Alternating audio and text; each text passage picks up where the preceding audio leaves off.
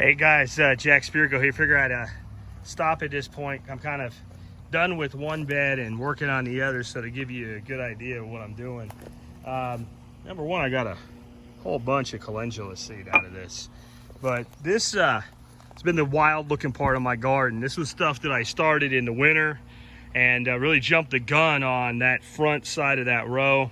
Had a lot of stuff back here that was really seasoning out, like you can see the nasturtiums. I pretty much just went ahead and gutted them because they were all in decline, and I got this one ready to go. So what am I doing? Again, for those who've been following this, these are brand new beds. They were put in just this winter, and to fill something this deep, you know, I can't go with like 100% super high-end soil. So this was just a mix of half in, like, you know, industrial compost. I don't want to say it that way, but it's kind of what it is. In other words, it's compost you buy by bulk.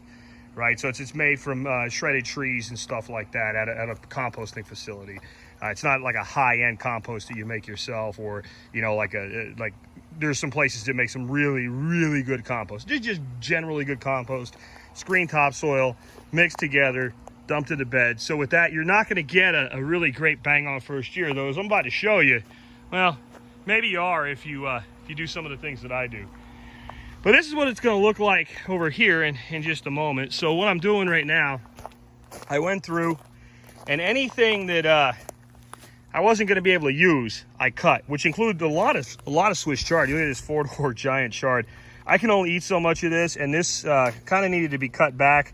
All the ones I cut back will grow. I left this one. I want to show you this if she's still there. This is it's one of the biggest jumping spiders species, I mean, that I've ever seen. There she is. She's in there. Look at her. She looks like a little tarantula. And she's got babies in there with her. And so when I was going to go ahead and take this whole thing down, you can see something has been feeding on it. So I was going to take it down like I took the other ones down. And when I saw her living in there, I trimmed it off, and I stopped, and I let her go. That's a apex predator in the garden. So we'll let her continue on. And I'll let some of the red chicory and stuff like that. Most of everything that was in here got chopped and dropped. Then I went into the pond, and I got a bunch of this water lettuce, and I constantly am putting this in here. I literally have to take about 4 pitchforks of it a night off the pond just to create enough of a hole to feed the fish. Now you can see I've been putting a lot of it here every night anyway. So it's not something that's a bulk builder, it's a nutrient builder, really high nutrient, lots of micronutrients and things like that. It's basically seaweed that you grow yourself, right? So I used less of it here because I did really knock down the surface populations, but in a week this will be completely covered again. It'll be complete, and I'll have to every night. I'll have to come out here with this pitchfork, and just to feed the fish, you know, I'll take 4 to 6 fork loads, and I'll put it wherever it makes sense in here. So again, a lot more of it went over there, just to give you an idea. Like, basically the whole area is covered that thick on the other one. And then, I don't have any with me right now. I'm gonna have to go get one. But I use sweet feed, just plain everyday 12% sweet feed as a soil amendment. And I'll use a whole scoop of the sweet feed. And then I'll put down, I have an organic fertilizer. It's not the Dr. Earth, which is my favorite, going this broad scale. It's kind of a less expensive, but it's just a good general purpose organic fertilizer. I'll put down a good layer of that. I'll wet that down because that fertilizer is kind of dusty, and it'll cause the sweet feed pellets to just kind of disintegrate, and that'll feed the worms in the soil life. And then I'll get this mulch, and I want to show you this mulch. It's the only free mulch I've ever, you know, they say you get free wood chips. Yeah.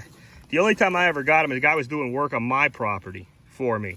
Take some trees out for me that I just didn't feel comfortable doing. And he had a huge truckload of this stuff. And I said, man, I'll take all you could get. He came back and dumped another one. It's been sitting out in my field over there for about 6-8 months now, rotting. So it's a good rotted, you take a look at it, well broken down rotted mulch. And if you could smell this, it smells like fungus. And in a good way, mushroomy.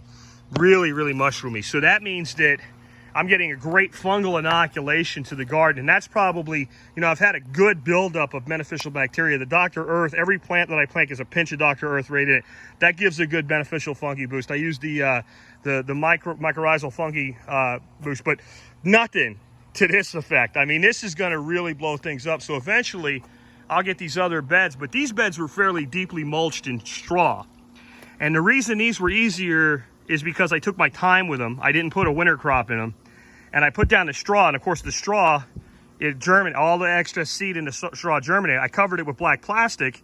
I left it for about 3 weeks under the black plastic baking in the sun. That killed all the germinated stuff, and I didn't have to do a bunch of weeding.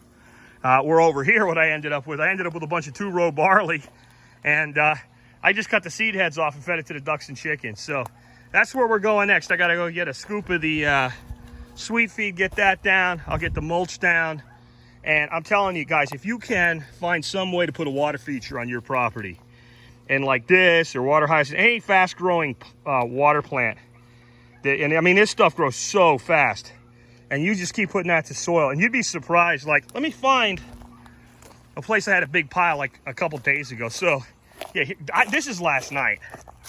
This is last night, and look, already, right? This is just one day, what this is like. There's almost nothing left of it. This here is probably last week. See? It's a combination of how well it breaks down, but it's also the worms come up and the worms eat it. I had a, this is a Tromboncino zucchini. I had a huge pile there last week. It's completely gone. Completely and totally gone. So again, it's not something that builds up a lot of soil fast. What it is an incredible way to feed your soil organisms and to build nutrient. Again, this is yesterday. I was thinking, yeah. So that's one day right there. That's one day. This is 2 days. You can see how quick. And that's all going into that soil. The soil here is just damp, because what happens is there's so much water in here and it just leaches out. So you can literally water your plants. It's like a nature's drip irrigation. I want to show you some other things too. Take a look here. Look at that. Isn't that a beautiful eggplant? Did you ever think that there was such a thing as a beautiful eggplant? These are called ichiban. And they're just doing beautiful for me. And then this is called ping tung. This is kind of an open pollinated version. And it's a darker, but just as good to eat. And these ones are just starting to set. But look at this. I'm gonna have to dehydrate. I've never had to dehydrate eggplant in my life. I've only ever put a couple plants in at a time. This one plant is just, they look like sausages hanging there. And if you don't like eggplant, I'm telling you, give these guys a try. Give these Asian eggplants a try. I've heard a lot of people have tried the big Italian looking eggplants, the big giant ones. And if you don't salt them and like pull the liquid out of them, they taste like an ashtray. These things here are sweet and delicious. The way, I mean, this is, a lot of you guys that want to grow zucchini and you have a lot of problems like I do with squash vine borers and all, grow this and use this like zucchini. Just cut it in slices and put it into your stir fries and stuff. It is freaking phenomenal. And my understanding, I've never done it yet, but my understanding is it dehydrates very well. So looks like before I go on vacation, man, I'm gonna have to dehydrate everything I got, because I'm gonna come back to just a way too many. I mean, my goodness me. And that one just started. Look here, this one here. So yeah, I said it's not a huge roaring garden, because it's its first year, but everything's doing well. The beans are starting to get, this is a fungus that we always, as soon as it dries out, our green beans just go on us. But that's why I love, see all across the back there, mixed in with the tomatoes? Those are the scarlet runner beans. They don't care. They just keep going. And even if they do get knocked back, as soon as the moisture comes back, they just kick back in. They're basically a perennial if you mulch them heavy enough. And I'm trying something this year I've never grown before, indigo tomatoes. Indigo cherry tomatoes. And I'm hoping we get a fully ripened one before I go on vacation, so my farm sitter doesn't eat them all on me. Look at that. I'm gonna go around the back. You come with me, guys? You know what I gotta do here. I could see them from the front, but I gotta pick them from the back. Where did they go? I saw a few. There they are. Ooh. These are one of my favorites. They're tiny. Tiny itty bitty, but boy, I love them. These are Texas wild cherry tomato.